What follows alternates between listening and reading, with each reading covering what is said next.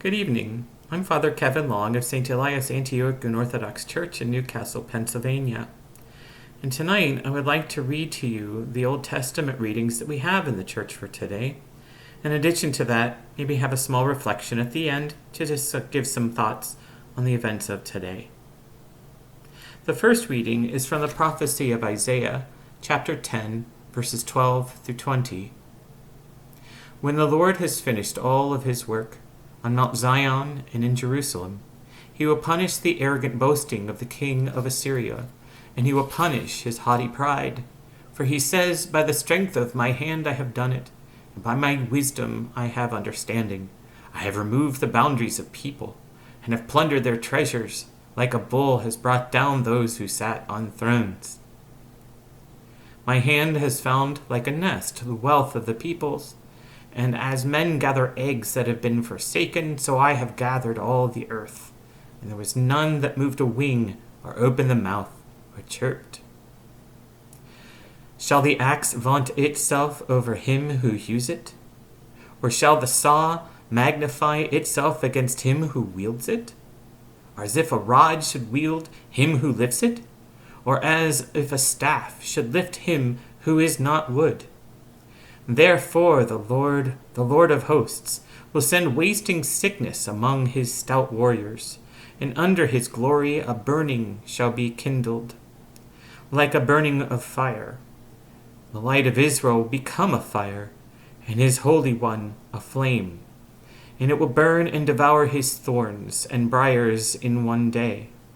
And the glory of his forest and of his fruitful land the Lord will destroy, both soul and body. And it will be as when a sick man wastes away. The remnant of the trees of his forest will be so few that a child can write them down. In that day the remnant of Israel and the survivors of the house of Jacob will no more lean upon him that smote them, but will lean upon the Lord, the Holy One of Israel, in truth. The second reading is from Genesis, chapter 7, verse 6 through 9. Noah was 600 years old when the flood waters came upon the earth. And Noah and his sons, and his wife, and his sons' wives, with him went into the ark to escape the waters of the flood, of clean animals, and of animals that are not clean, and of birds, and of everything that creeps on the ground. 2 and 2, male and female, went into the ark with Noah, as God commanded Noah. And then the third reading is from Proverbs, chapter 9, verses 12 through 18. If you are wise for yourself. If you scoff, you alone will bear it. A foolish woman is noisy, she is wanton and knows no shame. She sits at the door of her house.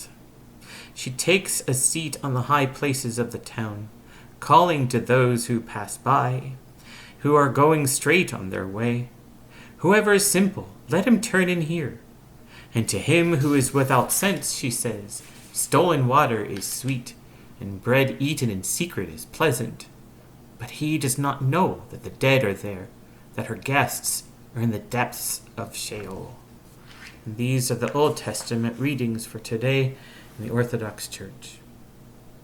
So today, in addition to it being the week where we remember the exaltation of the Holy Cross, it also happens to be the 5th anniversary of the passing of Proto-Presbyter Thomas Hopko. I was a friend of Father Tom's. I was very grateful to have opportunities to spend time with him. We would oftentimes go to a different restaurant, or maybe sometimes we would actually go to Dairy Queen, and we would have opportunities to just share some moments together. And one of the things that he talked about was this idea of the cross. He was very fond of a particular sermon. You can find it on Ancient Faith Radio under his particular listing under Ancient Faith Radio, where he speaks about the cross itself. And one of the most important images of the cross is this idea of suffering.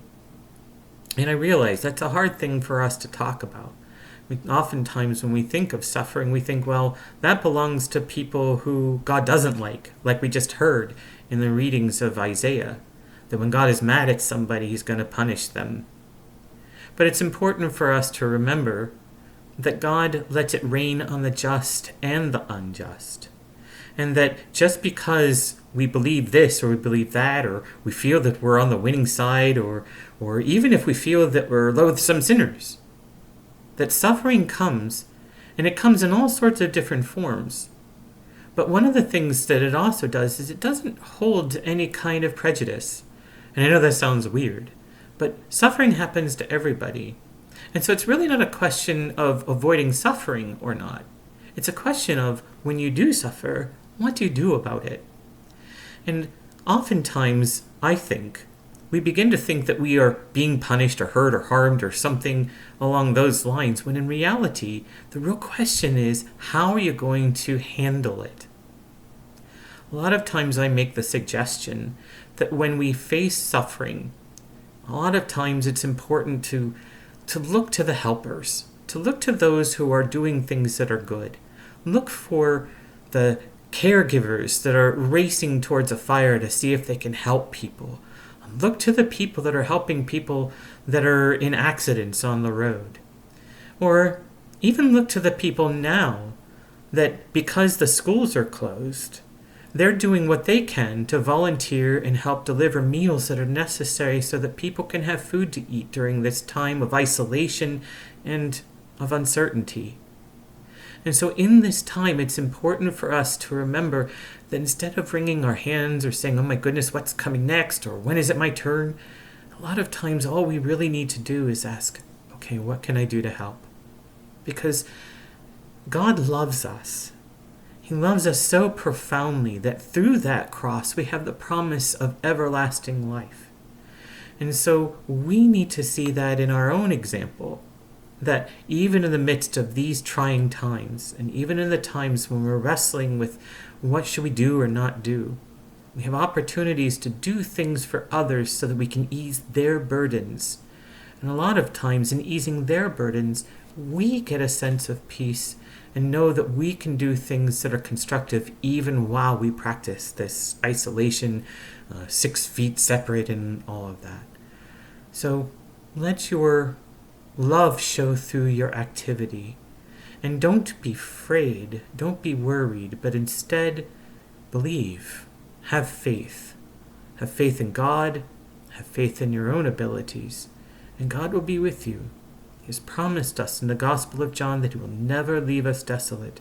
We can hold on to this promise, and we know that no matter what may come, no matter what adversity we may face, we will face it with him.